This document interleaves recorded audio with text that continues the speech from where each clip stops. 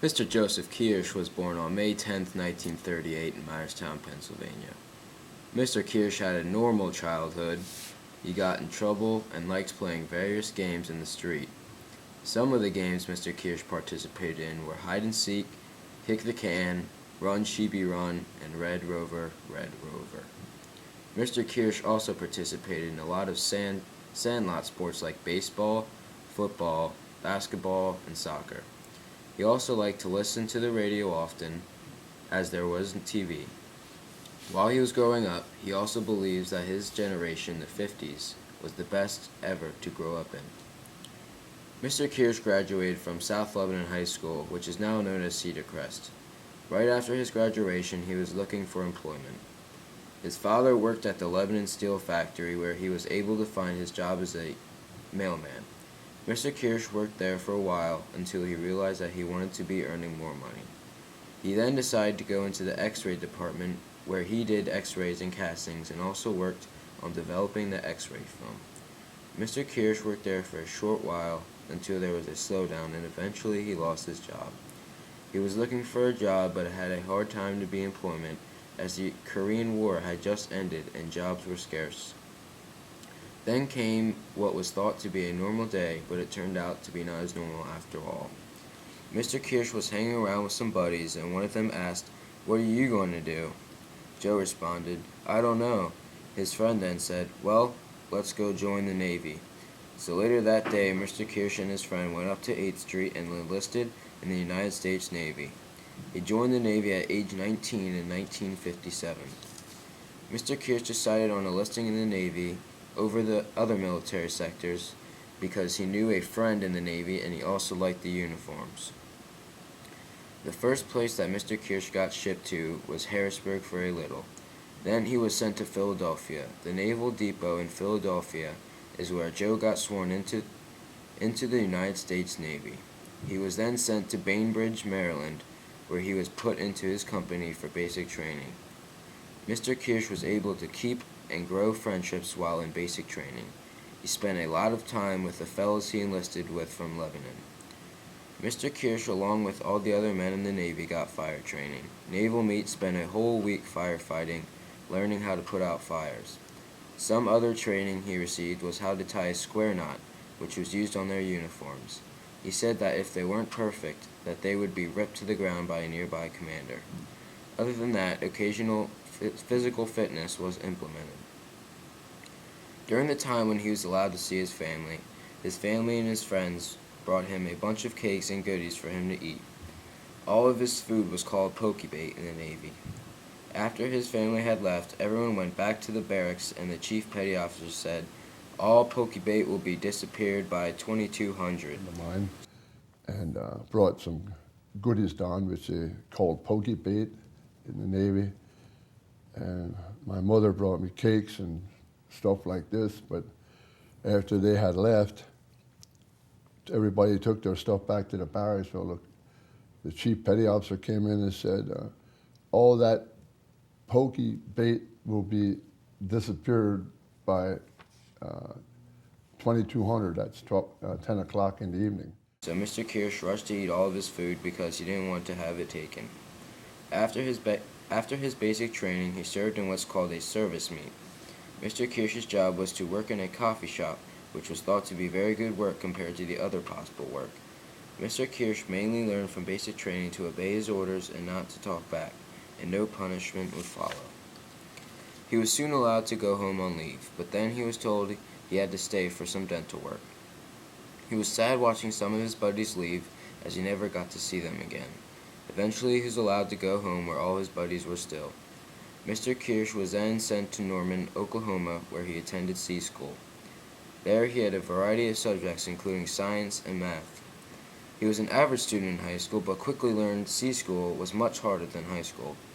He then put his nose to the grindstone and studied so he didn't have to go to night school. During Mr. Kirsch's leave in Norman, he went to an Oklahoma football game with his buddies. During his time in C School, they gave him a color perception test, where he learned that he was colorblind. After Mr. Kirsch learned that he was colorblind, he had two options. One was to go to Pensacola, Florida for photography school, or he could go to Lakehurst, New Jersey. to become an aerographer's mate. He decided to go to Lake Kirsch, New Jersey, because it was closer to home. Mr. Kirsch was at AG School in Lake Kirsch, New Jersey for 12 months. At this AG school, he learned how to use all kinds of weather instruments. He also started going to classes again, learning about cold fronts, warm fronts, and all meteorological terms. He had a tough time performing some of the tests because of his colorblindness, but his chief petty officer did pass him. He had a strong friendship with someone he met. After all of in that, school till Mr. this Kirsch day. was put into His the friend lived in National Johnstown, Security Pennsylvania, Agency. and they meet up every Everyone year. there had to have a top secret clearance in order to work for them.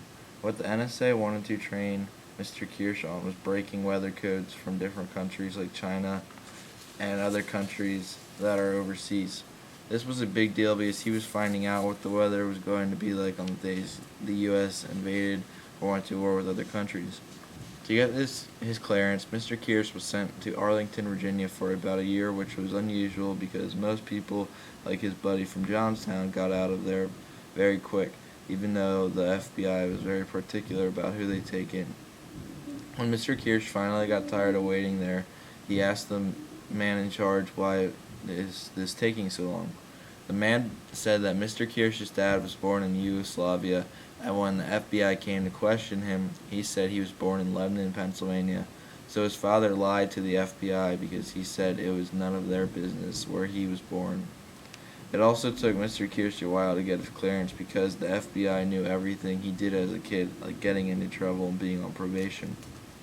When Mr. Kirsch was finally let in, he was stationed at Quarter Caves, Virginia. He got a job there at an office with 3 women, which for him was really great because they weren't military.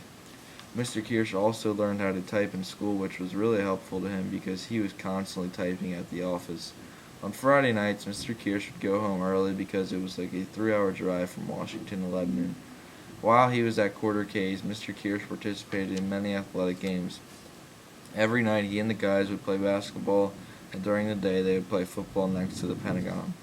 After a year in Virginia, Mr. Kirsch got moved to Fort Meade Military Base, where they had barracks for the Army, Navy, Air Force, and Marines. The NSA is also there, so it's like the hub of intelligence. So Mr. Kirsch had to go there and work there in an office where he got these weather codes that he was supposed to break. Mr. Kirsch also had to become an aerographer's mate and learn how to use altimeter settings so he could help After a the year pilots of being in land the the planes Navy, on the aircraft Mr. carrier. Kirsch made 3rd class petty officer and was awarded the Green Stripes.